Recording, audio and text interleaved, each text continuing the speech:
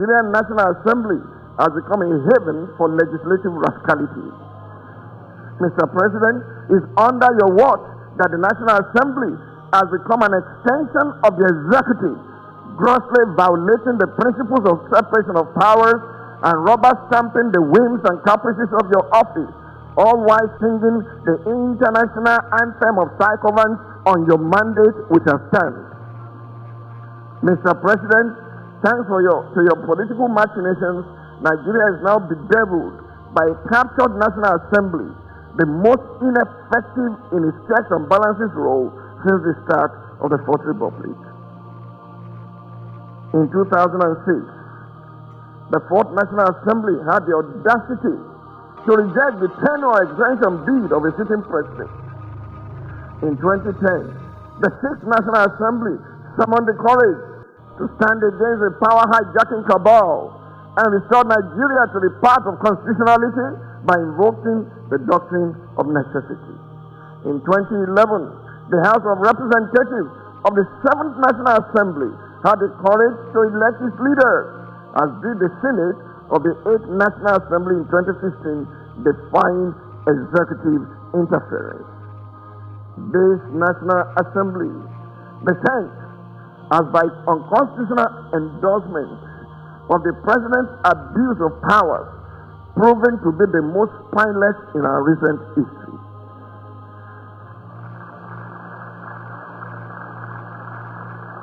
Through its actions and inactions, the National Assembly has in effect become the 48th member of the President's cabinet.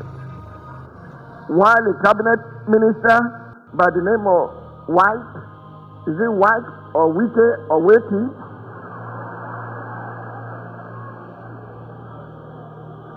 While a cabinet minister has more or less become a third-time state governor in Rivers State, pampered by the indulgences of the president. Dear Nigerians, the events that unfolded on the floor of the Senate Committee on Ethics, Privileges, and Public Petitions on Tuesday, March 25, 2025, are an apt. Hello guys, I hope this video finds you well. Guys, what you're about to hear in this video will blow your mind. Now, Pastor Tunde Bakare, recall him, Tinubu, and the rest. We are the one that organized the protest in 2011. Save Nigeria. Now, today, many people have been asking before now, why is he not speaking up? This guy, as hold a press conference today, tag State of the Nation. The things the guy, unveil in this video, they are deep. Now, he talks on so many things. He said, under Tinubu, our legislature has been proven to be a place, and the executive has been proven to be a place has been designed and proven to be a place for characterless people, not with people of character.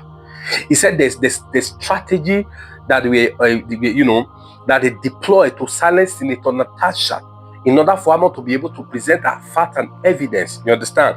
It's shameful to the nation. He went further to say that if this state capture by Tinubu is what he meant by emolokan, he said you better know that it has failed, that Nigeria is too fragile for this kind of politics he's trying to play. Guys, let's not say more, I beg you. Please share this video. Please let the world hear. Let all our leaders hear it. Maybe somehow they will still borrow some sense here. All right. By the way, Governor Fubara met with Tinubu in UK. Recall, Governor Fubara 2 days ago was currently in UK, and also Tinubu also said he has moved from France to UK. All right, they had the meeting. I'll give the update on that meeting tomorrow morning. All right. Before you watch the video, do me a favor by giving this video a thumbs up and please share. Thank you. I imagine it's also asked and allies,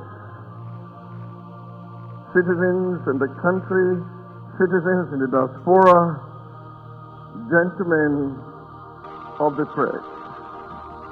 It is fitting that today's State of the Nation broadcast is being delivered to a nation in need of resurrection this Easter Sunday. In the book of Ezekiel, the prophet was transported to a valley full of dry bones, where God asked him, can these bones live? I imagine he's also asking us today, can Nigeria live? If we think of the mass grave in Basel, just into which over 50 of our citizens were lowered recently, if we think of the sense of foreboding, hunger, sorrow, shame, and of utter hopelessness, we may be moved in our broken humanity to answer no. Yet, it is precisely in moments such as this, when hope far from being renewed is depleted, it is in moments like these that truth becomes as precious as oxygen to the body politic. For today's State of the Nation broadcast, I'm borrowing words attributed to Abraham Lincoln, the 16th President of the United States of America, as my title. He said, and I quote, "Let the people know the truth, and the country is saved." Say that with me. Let the people know the truth, and the country is saved. Only by confronting our reality with honesty and courage can we begin the work of resurrection, not just of our nation, but of our collective broken spirit. People of faith are prayed to the point of weariness, and any call for prayer now appears to be a mere religious ritual. Some have concluded that we have prayed long enough, and that unless certain pragmatic steps are taken with immediate effect, the rage of the poor may engineer social, economic, and political worst-case scenarios.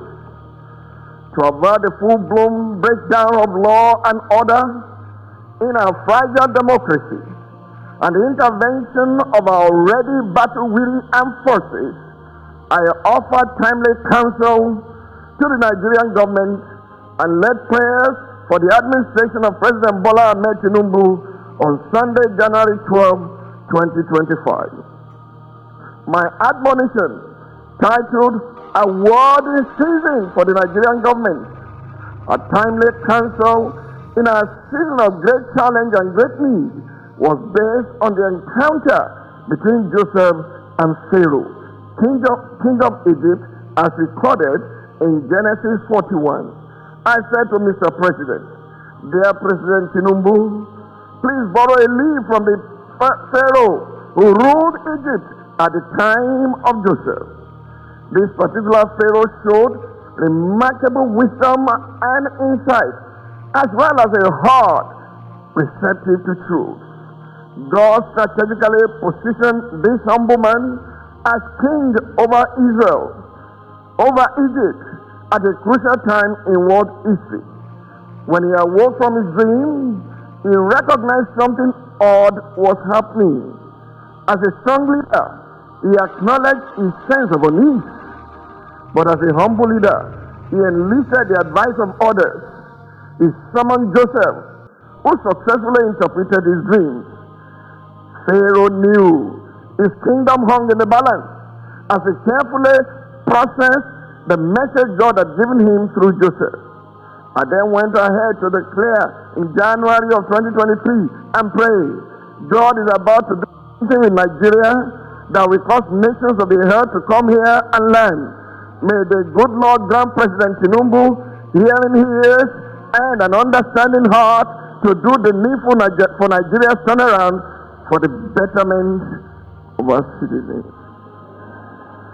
Dear Nigerians, the past few months since that admonition in January have shown that those responsible for steering the cause of our nation lack the humility and the character this moment demands of leaders.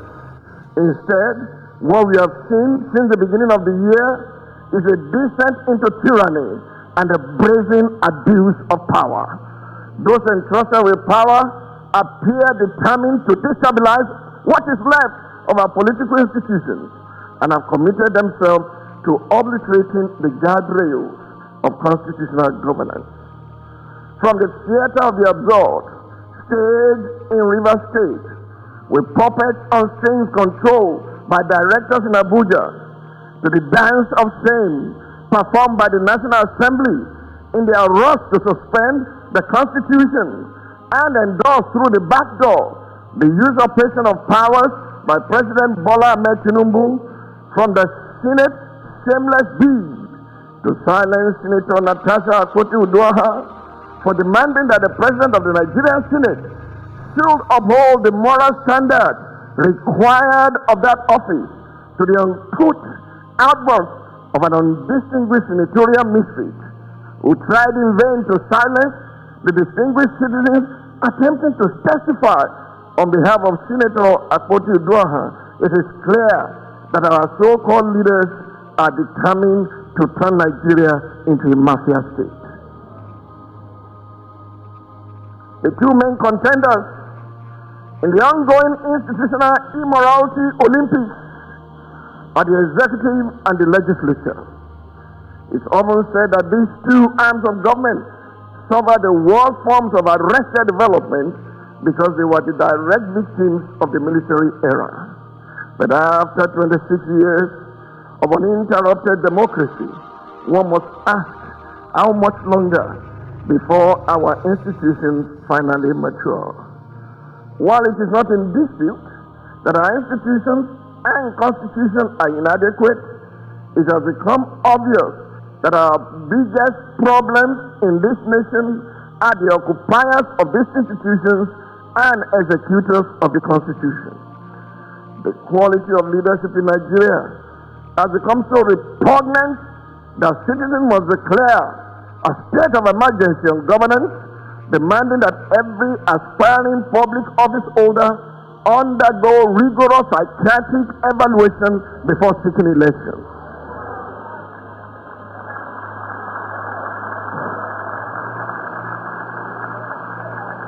Dear Nigerians, the event that unfolded on the floor of the Senate Committee on Ethics, Privileges, and Public Petitions on Tuesday, March 25, 2025, are an apt and timely illustration of our leadership deficit. Senate, the word, originates from the Latin senatus, which means Council of Elders. Elders, as used in this context, does not necessarily connote chronological age, but a demonstration of such wisdom, decorum, and decency that commands respect. Senator Onyekachi Iwemboye's descent into street-level vitriol was an affront to the essence of the Senate. Instead of engaging the visiting citizens in reasoned, factual debate, he chose to drag the hallowed chambers through the mud. Dr. Obia Ezekwesili, in recognition of our accomplishments in political reform and gender inclusion advocacy, was appointed chairwoman of the Board of Women Political Leaders, WPL, a global body based in Brussels, Belgium, in February 2023. In that capacity, it is our responsibility to speak up whenever a female Nigerian politician is subjected to the misogynistic idiosyncrasies of politics in Nigeria. It was in that capacity that she appeared to speak for Senator Natasha Akpoti-Uduaghan, who has leveled allegations of sexual harassment against the President of the Senate of the Federal Republic of Nigeria, Senator Godswill Akpabio. There is clear evidence in reports and recordings from the occasion that there were repeated attempts to intimidate and silence Dr. Ezekwesili and our team. The institutional collapse and the failure of our leadership recruitment process was summed up in Senator Iwemboye's statement to Dr. Obia Ezekwesili. People like you cannot be here. People like who exactly? What that means is that the Senate is not a place for the best, it's not a place for the brightest, it's not a place for the fittest and most competent in our country. What that means is that our political institutions are not designed for people of character, competence, and capacity, as Dr. Obia Ezekwesili often puts it. What that means is that our legislature is not designed for people who are sticklers for accountability and due process but for a band of legislators. For those who question why Dr. Obiazekwesili stood up to the bullies and fought back, let me remind us that in the God-given wisdom of King Solomon, there are two ways to respond to such situations. And these two ways are found in Proverbs chapter 26, verses 4 and 5. It says, and I quote, verse number 4, do not answer a fool according to his folly, lest you also be like him. Verse 5, answer a fool according to his folly, lest he be wise in his own eyes. While Dr. Obiazekwesili chose to apply the wisdom contained in verse number 5, for the attack dogs who may come after me, for standing with my sister and compatriot, I rest my case with the wisdom contained in verse 4. I'm not going to join issues with you. Fellow citizens, at the center of this political banditry is the motor park brand of politics, nurtured by the old brigade politicians, and in recent times by President Bola Ahmed Tinubu. Mr. President, it is through your influence that the Nigerian National Assembly has become a haven for legislative rascality. Mr. President, it's under your watch that the National Assembly has become an extension of the executive, grossly violating the principles of separation of powers and rubber stamping the whims and caprices of your office, all while singing the international anthem of sycophants on your mandate which has stand. Mr. President, thanks to your political machinations, Nigeria is now bedeviled by a captured National Assembly, the most ineffective in its checks and balances role since the start of the Fourth Republic. In 2006, the Fourth National Assembly had the audacity to reject the tenure exemption bid of a sitting president.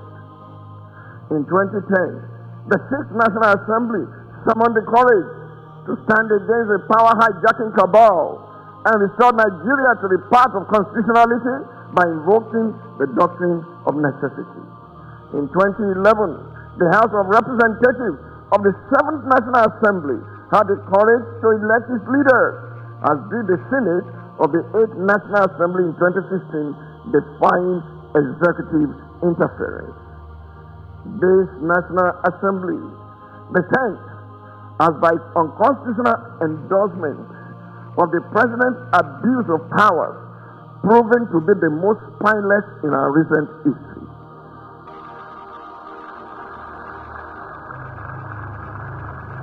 Through its actions and inactions, the National Assembly has in effect become the 48th member of the President's cabinet. While a cabinet minister by the name of White, is it White or Wike or Wakey?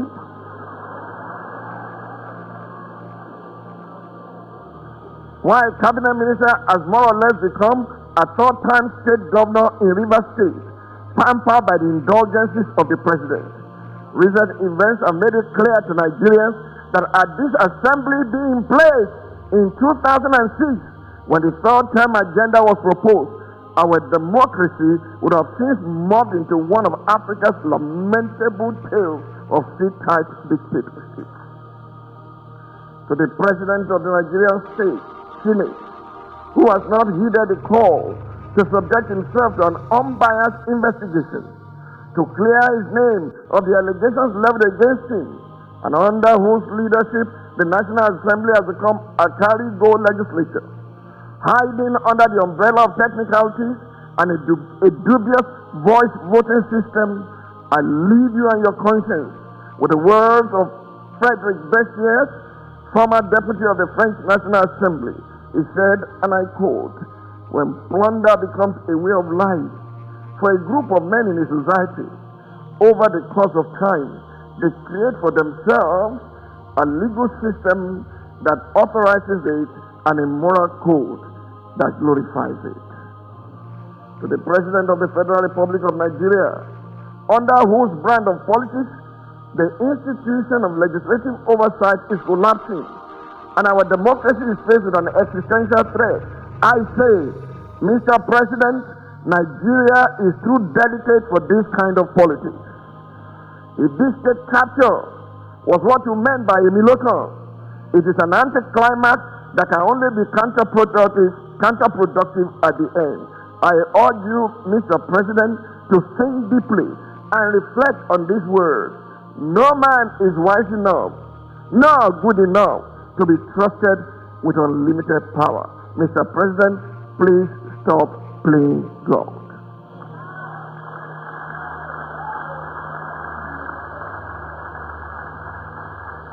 Four years ago, on Sunday, April 4, 2021, in a speech titled "The Conspicuous Handwriting on the Wall," I warned the President Muhammadu Buhari-led government about the dangers of the second-term curse.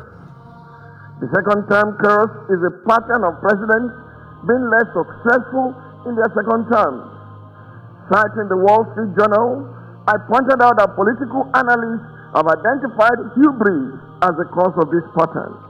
This was one of the moments I took a strong public stance against the policy positions and governance outcomes in the previous administration despite my access to the president. I did it because I did not want that government to fail.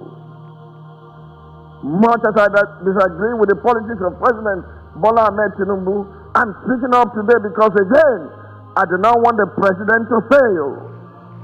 It is not in the interest of any Nigerian, let alone the Nigerians whose survival hangs in the balance for President Tinubu to fail.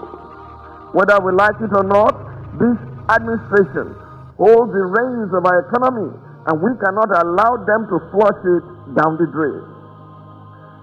From its approach to governance, right from its first day in office, the current administration, though in its first term, seems to have drifted in the sea of hubris. In the process, steering the polity adrift and struggling to stabilize it. Since justice, equity, and good governance are the foundations for national prosperity, and because injustice can frustrate any economic agenda, it is time for this government to embrace humility and govern with justice and fairness before it is too late. God forbid we should say, as we did to the House of Commons in 1935, when the situation was manageable, it was neglected. And now that it's thoroughly out of hand, too late, the remedies which then might have effected a cure. There's nothing new in this story. Want of foresight, unwillingness to act when action will be simple and effective, lack of clear thinking, confusion of counsel until the emergency comes, until self-preservation strikes the jeering dawn. These are the features which constitute the endless repetition of history. It is for this reason that I'm compelled to present the truth about and a pathway out of Nigeria's economic dire straits. I'm now proceeding to the economic challenge before President Bola Ahmed Tinubu. As we may recall, the renewed hope upon which the president rode to power began to dwindle from day one, with the mishandling of such sensitive transactions as the fuel subsidy and exchange rate regimes, and even the coup in Niger. Within a year and a half of this administration, the implementation of the otherwise audacious economic policies triggered an avalanche of economic hardships for the Nigerian people. It led to excruciating food inflation, with over 1 million additional Nigerians thrown into severe food insecurity.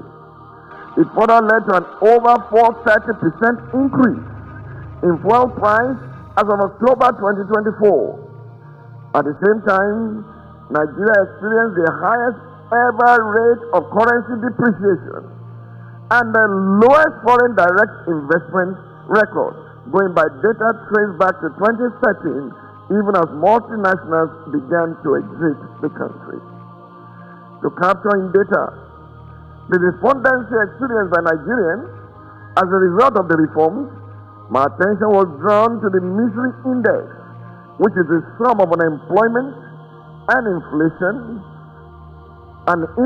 rates.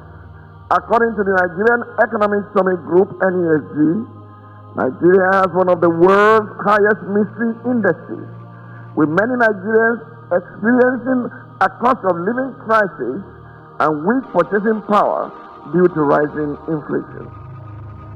Furthermore, a July 2024 report by the Financial Times describes the conundrum in these words. In the nearly 15 months since Bola Tinubu became president, he has forced his 220 million fellow Nigerians to swallow some bitter medicine. He removed the generous fuel subsidy, one of the few benefits citizens receive from their inefficient and corrupt state. He allowed the country currency, the naira, to enter free fall, fueling imported inflation and triggering the worst cost of living crisis in a generation. These measures have pushed tens of millions of already impoverished people deeper into misery. The stampede deaths in several cities at the end of 2024 were the most horrific climax to the economic hardships experienced by Nigerians. The heartbreaking reports of parents throwing their children over a fence in Ibadan to ensure access to charity food distribution, leading to the death of over 35 children, were tragically almost reminiscent of the biblical famine in Samaria, during which parents resorted to eating their own children for survival. While it is not in dispute that difficult economic reforms come with costs and are usually associated with periods of hardship, four essentials must be taken into consideration when driving reforms. Number one, empathy, which means understanding and sharing in the plight of the people. Number two, methodology, which indicates a systematic approach to deploying tools from the reform toolbox to cushion the biting effects of reforms. Number three, transparency, which mandates governments to act openly and to carry the citizens along at every major decision point in the reform journey. And number four, responsibility, which requires leaders to take the lead in bearing the difficult and painful impact of reforms. I leave it to the consciousness of Nigerians and to the consciences of those in this administration entrusted with the fate of hundreds of millions of Nigerians to determine whether the President Tinubu-led government has sufficiently demonstrated these four essentials. However, while this address does not overlook political rascality as a contributing factor, as far as the difficulties of economic reforms are concerned, the purpose of this address is not to condemn, but to guide. It is not to blame, but to admonish.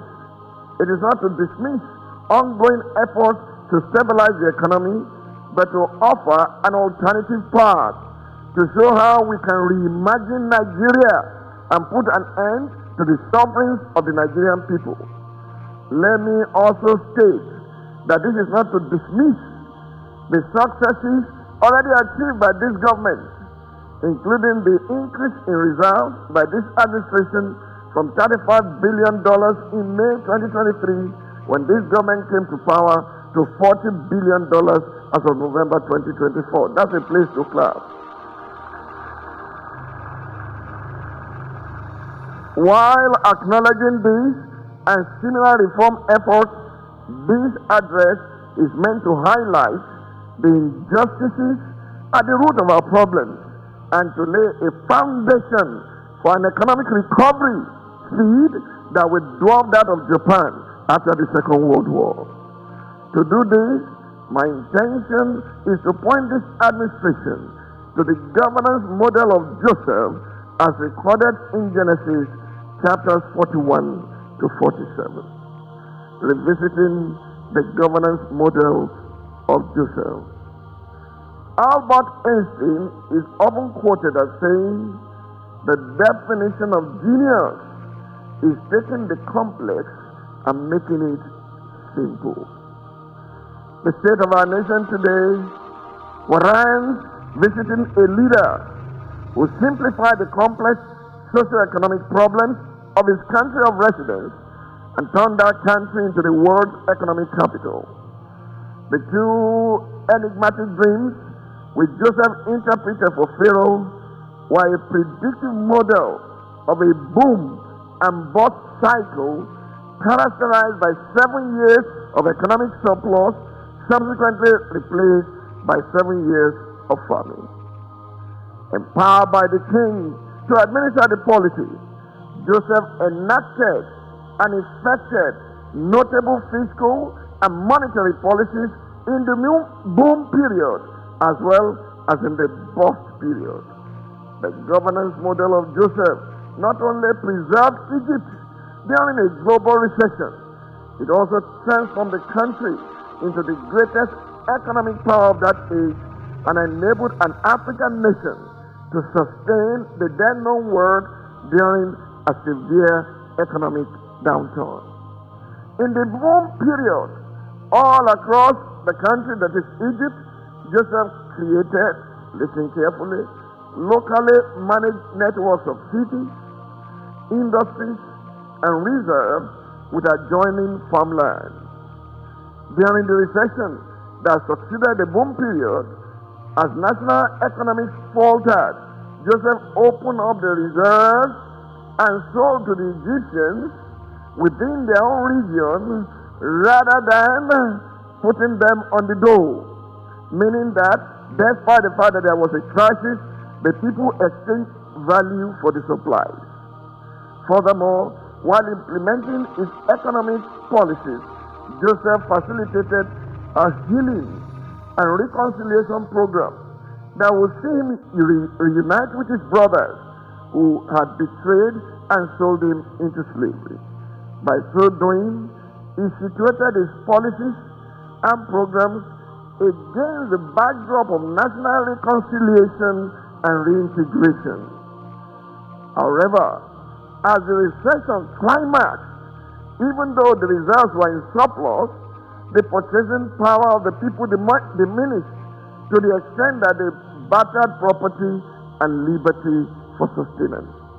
But rather than printing money and giving cash gifts to the people, Joseph embarked on value reform and structural re-engineering.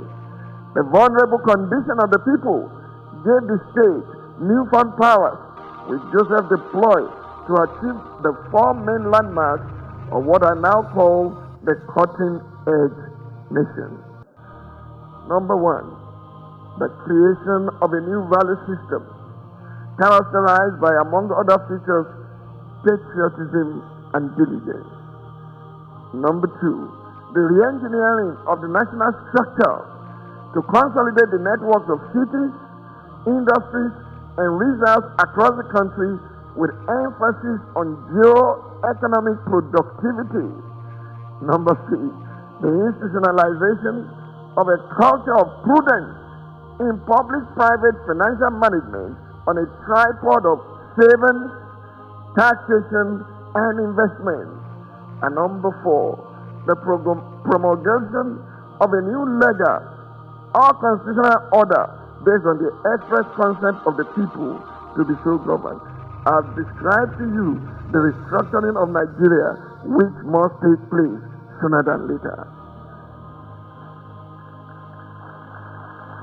Having laid this background, I will now show you the journey of Nigeria in the light of the governance model of Joseph.